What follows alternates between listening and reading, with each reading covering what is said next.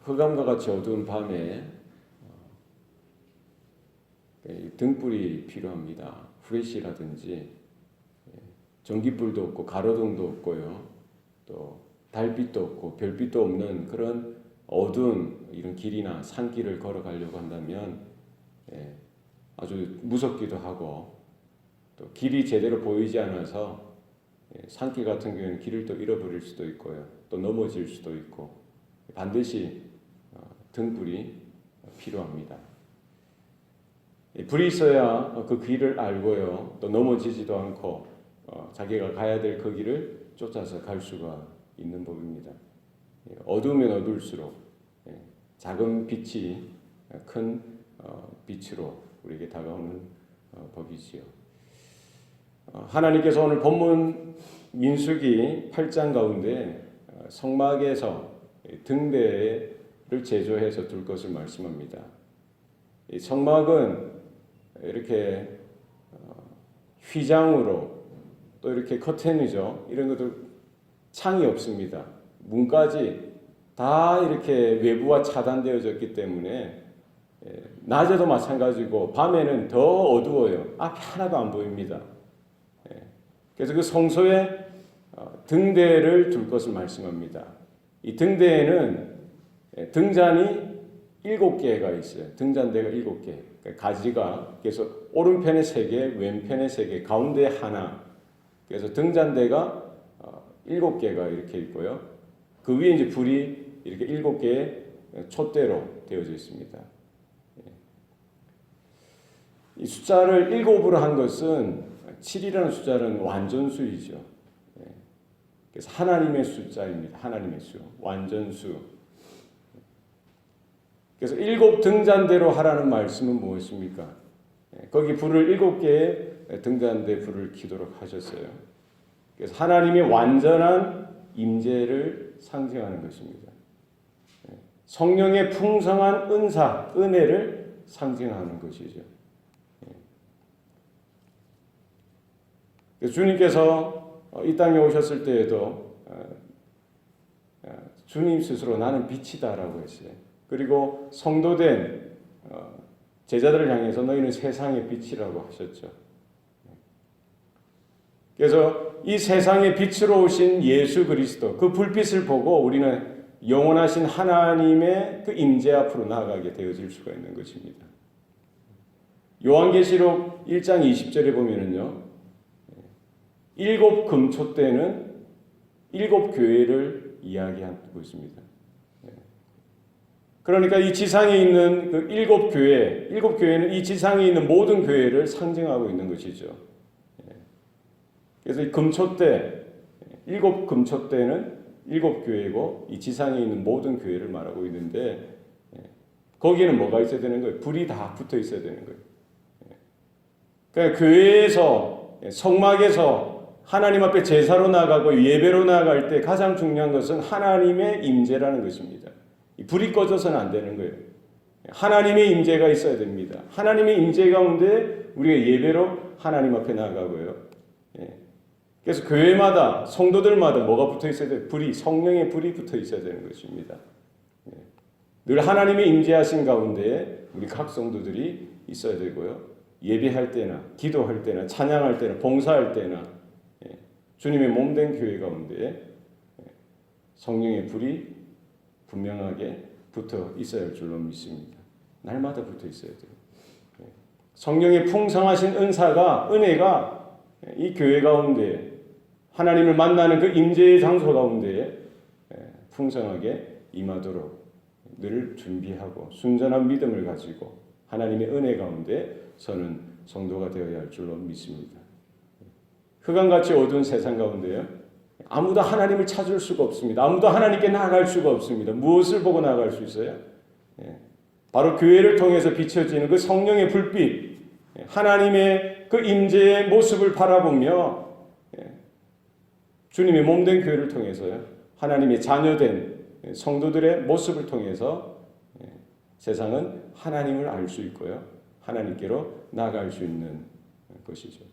빛 대신 예수 그리스도를 통해서 우리가 하나님 앞에 나아갈 수 있듯이 이 땅의 교회가 이 세상에 등대어 촛불로서 환하게 타올라야 할 줄로 믿습니다. 민수기 8장에 이어서 하나님께서 레위인의 정결의식에 대해서 말씀합니다. 레위인을 하나님께서는 선택하셨어요. 이스라엘 모든 백성이 하나님을 섬겨야 되지만 특별히 하나님께서 구별하여 레위 지파를 하나님을 섬기고 그리고 제사장 그 아론 그 아들들을 또 봉사하고 또 이스라엘 회중을 위해서 섬길 수 있도록 특별히 선택해 주셨던 것입니다. 이스라엘에 처음 난 것들, 그것은 짐승이든지 사람이든지 초태생은 다 하나님께 돌리라고 하셨는데 하나님은 그 초태생, 처음 난 것을 대신해서 레위 지파를 대신해서 선택하시고 받으시겠다라고 말씀하십니다. 이렇게 선택하고 구별된 그들이라고 할지라도 하나님 앞에 먼저 정결한 의식을 통해서 그들 자신을 돌아보고요. 거룩하고 정결한 모습으로 죄를 이렇게 제거하고 하나님 앞에 쓰임을 받을 수가 있게 되어진 것이죠. 그들에게 속죄의 물을 뿌리라고 했어요. 그래서 레위 지파를 회막문으로 오게 해서요. 그들에게 속죄의 물을 뿌리는 것입니다. 그리고 전신에 삭도로 머리털뿐만 아니라 모든 털을 다 제거하도록 하셨어요. 그리고 옷을 빨도록 했습니다. 그리고 하나님께서 정하신 제사를 드리도록 했어요. 소제를 드리고요. 번제와 속죄제를 드리도록 하셨던 것입니다.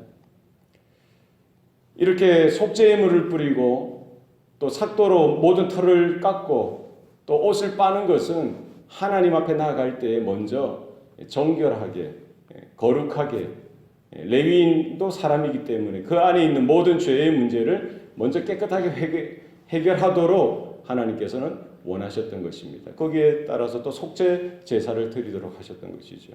또 뿐만 아니라 번제와 소제는 무엇입니까? 하나님 앞에 헌신하고 충성을 다짐하는 것입니다. 제사로서 자신의 모든 삶을 태워서 드리듯이 하나님 앞에 전적인 충성과 전적인 헌신을 다짐하는 시간을 가지도록 하였던 것이죠.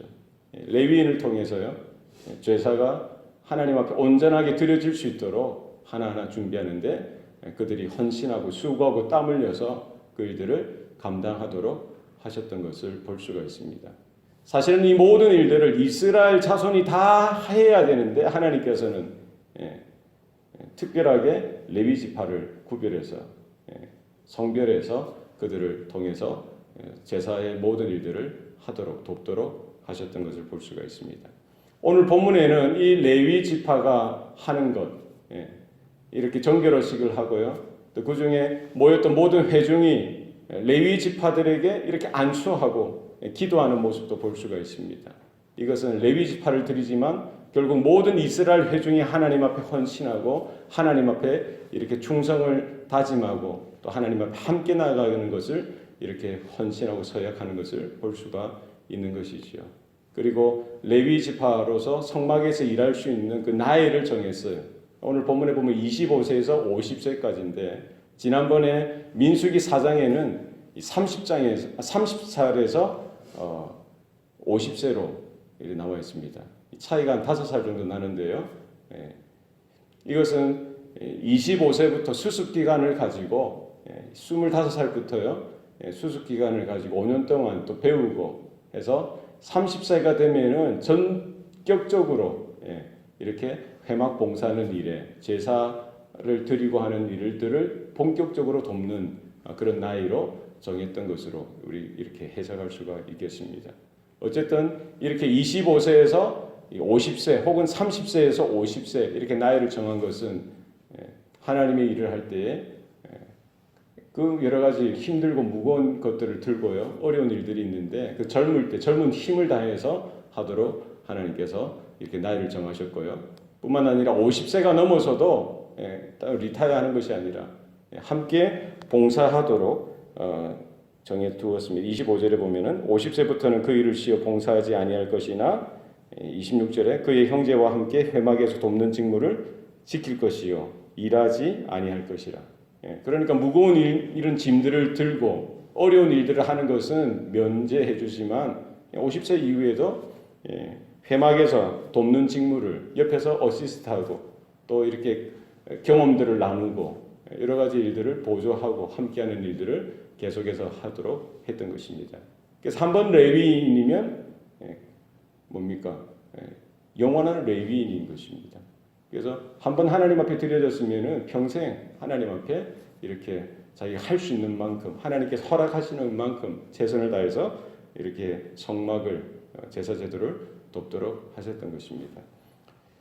우리 성도들이 하나님 앞에 헌신되어지고 또 하나님 앞에 정결한 모습으로 이렇게 주님을 섬기고 예배를 섬기고 또 하나님의 나라를 확장하는 그 일에 우리가 헌신을 다짐하고 쓰임 받을 때에 하나님께서 우리의 삶 가운데 우리의 젊은 시절뿐만 아니라 우리가 이렇게 노쇠하고 이렇게 노년에도 하나님 앞에 변함없이 쓰임 받는 것, 그것이 하나님의 은혜요 복인 줄로 믿습니다. 힘이 있는 것은 우리가 하기 힘들지만 우리가 교회를 위해서 하나님의 나라를 위해서 전도와 선교하는 일을 위해서 또 기도하고 또 청년들을 격려하고 지혜를 나누고 함께 하나님께서 허락하시는 그 시간까지 최선을 다해서 돕는 것, 그것이 또 하나님의 은혜인 줄로 믿습니다. 주님의 나라가 주님의 몸된 교회가 이와 같이 조화롭게 서로 협력하고 하나 되어서 헌신하여 나아갈 때에 하나님께서 영광 받으시고 또 하나님의 일이 나타나고 되어지는 역사가 있게 하시는 줄로 믿습니다. 기도하시겠습니다. 살아계신 아버지 하나님, 오늘도 우리에게 호흡을 주시고 생명을 주시사 또 이 아침에 또 하나님 앞에 믿음으로 나아가게 하시니 감사합니다. 우리의 생명이 다하는 순간까지 또 우리가 처음 주님 앞에 부름을 받고 또 거듭난 그 시간부터 지금까지 또 앞으로 우리의 생명이 다하는 순간까지 또 하나님을 섬기게 하시고 또 주님의 나라를 위하여 충성 봉사하며 우리의 남은 진해까지 다 쏟아놓으며 주님을 사랑하며 나에게 허락하신 또 영혼들을 지체들을 돌보며 또 섬길 수 있는 은혜가 풍성할 수 있도록 도와주시옵소서. 우리 교회 가운데 성령의 불이 날마다 붙여있게 하여 주시고 활활 타오르게 하여 주셔서 하나님 이 흑암과 같은 이 세상 가운데에 하나님 빛으로서 또 성령의 불을 하나님 성령의 빛을 비춰주시게 하시고 진리의 놀라운 빛을 비추어서 하나님 길 잃어버리는 심령들 가운데 하나님께로 또 하나님의 그 구원의 자리로 나올 수 있는 귀한 촛대의 사명을 감당할 수 있도록 등대의 사명을 감당할 수 있도록 하나님 우리를 들어 사용하여 주시옵소서. 교회 가운데 기도하며 또 예배 가운데 또 하나님을 섬기며 또 성도들과 함께 협력하여 또 주님의 귀한 영혼 구원의 사역을 감당할 때에 하나님 열매 맺는 귀한 삶이 되어질 수 있도록 하나님 복을 내려 주시옵소서. 모든 것 감사드리고 예수님 이름으로 기도합니다. 아멘.